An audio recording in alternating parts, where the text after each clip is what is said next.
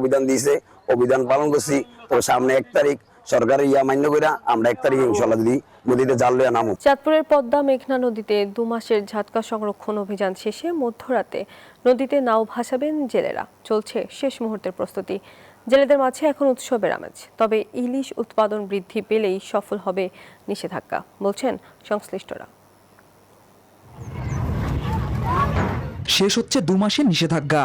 মধ্যরাতে নদীতে জাল ফেলবেন জেলেরা। পার আর খাড়িতে বেঁধে রাখা নাও এখন মুক্ত উত্তাল নদীতে অবগাহনের অপেক্ষায়।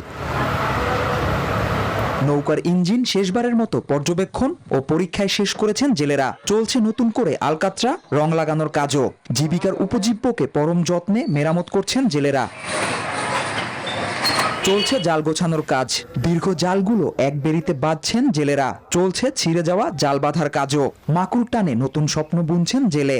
জানেন না স্বপ্নের ইলিশ মিলবে কিনা।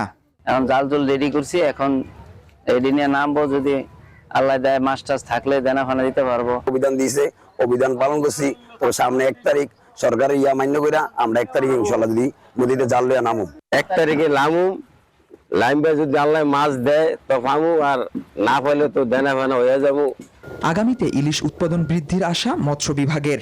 এই অভিযানের দৃশ্যত ফলাফল হিসাবে আমরা আশা করতেছি যে ইলিশের প্রোডাকশন বাড়ার জন্য প্রভূত ভূমিকা পালন করবে। জাতীয় মাছ ইলিশ উৎপাদন বৃদ্ধির লক্ষ্যে প্রতি বছর জাটকা ইলিশ রক্ষায় মার্চ এপ্রিল 2 মাস নদীতে সকল প্রকার মাছ ধরায় নিষেধাজ্ঞা আরোপ করে আসছে সরকার। Desk report, news 24।